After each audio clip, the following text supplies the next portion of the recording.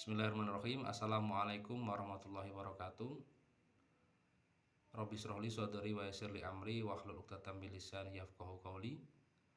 Kepada anak-anak kelas 11 yang sangat saya banggakan dan sangat saya cintai. Hari ini kita akan membahas tentang berdirinya dinasti Utsmani. Dari manakah dinasti ini berdiri? Kemudian dari negara mana, siapa yang mendirikan, mari kita bahas. Sebenarnya saya pengen melakukan dengan Google Meet karena waktu yang berbenturan karena ada konsultasi. Akhirnya jam yang seharusnya jam 2, 3 itu diperingkas menjadi hanya 30 menit. Akhirnya saya berencana membuat video ini sebagai tambahan untuk lebih menjelaskan tentang berdirinya dinasti Utsmani itu sendiri. Nah, dinasti Utsmani ini anak-anak berdiri ketika Abbasiyah juga masih ada, tapi dengan kondisi yang sudah terseok-seok kalau bahasanya itu, atau hampir selesai, hampir runtuh. Kalau kalian ingat apa sih yang melatar belakangi dinasti Abbasiyah itu runtuh? Ada dua, ada faktor ekstern dan intern. Kalau ekstern ialah serangan dari dinasti Mongol dan juga adanya perang salib. Kalau intern adanya gejolak baik dalam daerah-daerah ataupun ketidakcakapan khalifah dalam mengemban tugas sebagai khalifah terbesar di zaman Islam. Memang Abbasiyah itu memang dinasti yang begitu besar dan begitu luas wilayahnya, dan juga paling lama, dan juga pernah mengalami the golden age atau zaman keemasan.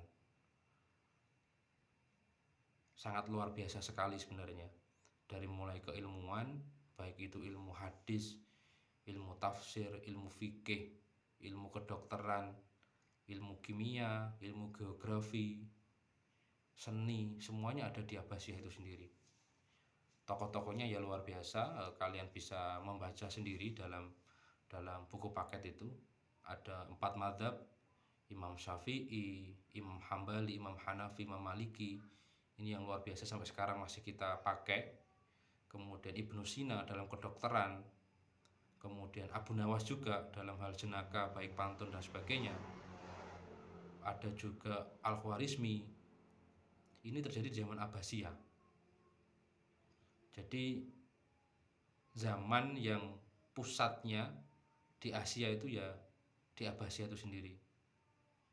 Kalau di Cina sebenarnya ada dinasti Tang itu, tapi sangat jauh sekali dengan poros-poros dunia.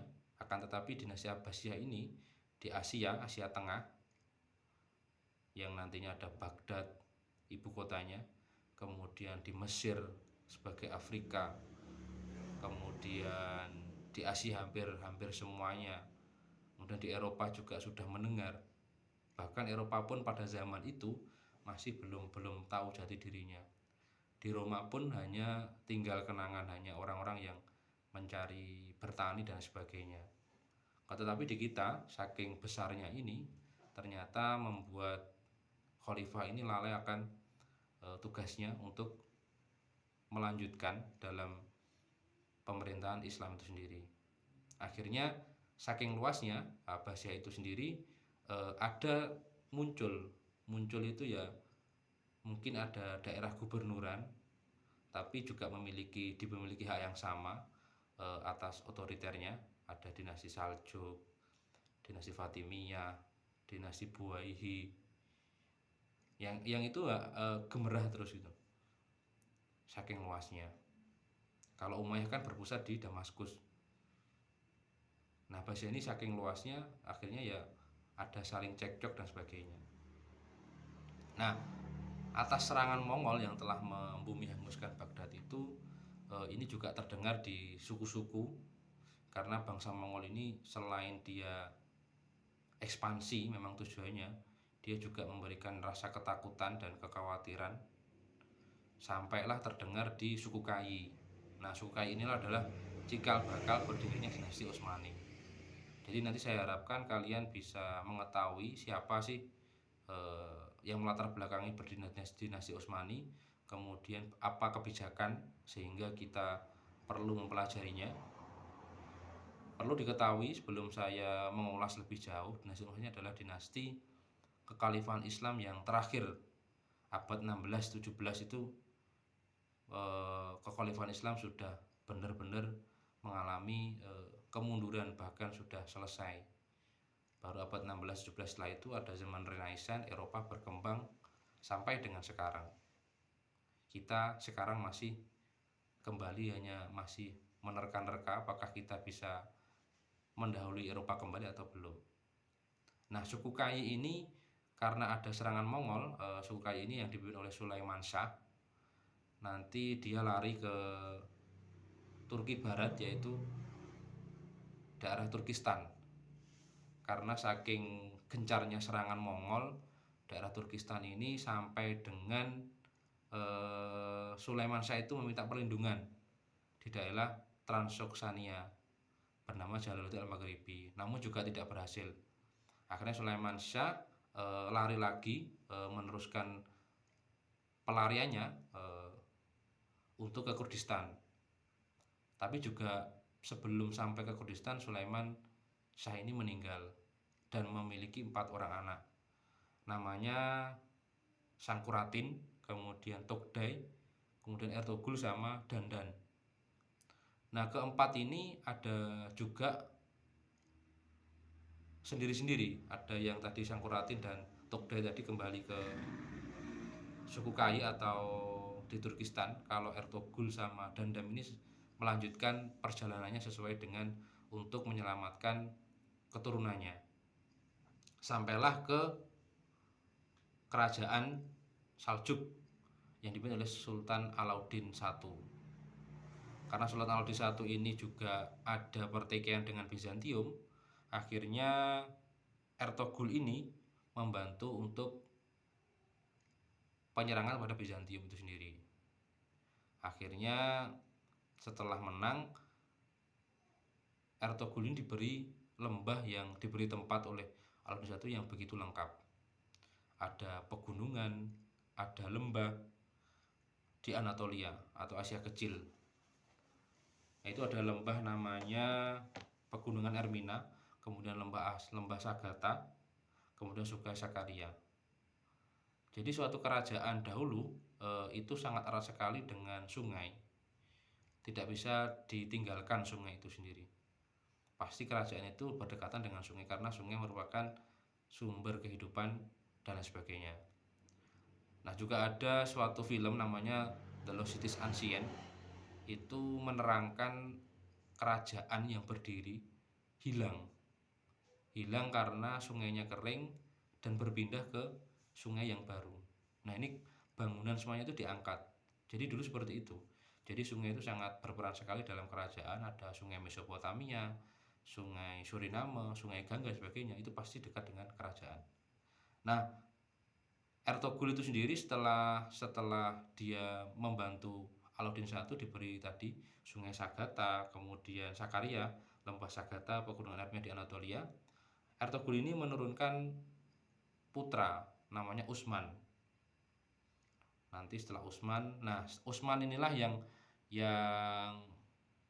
Utsman I pada tahun 1299 ini yang memproklamirkan menjadi dinasti Utsmani setelah di Anatolia tadi.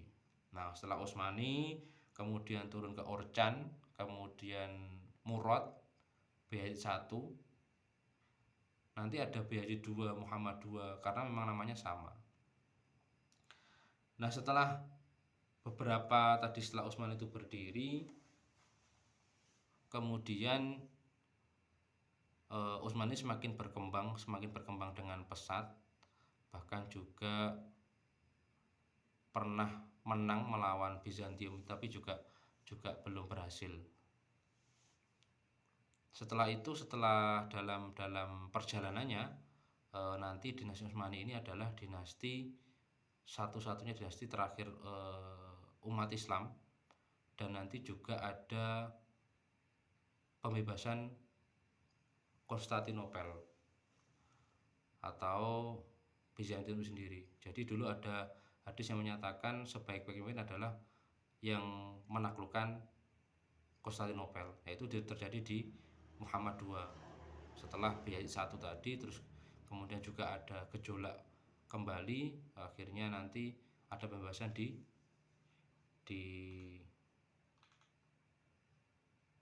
Bizantium atau Konstantinopel.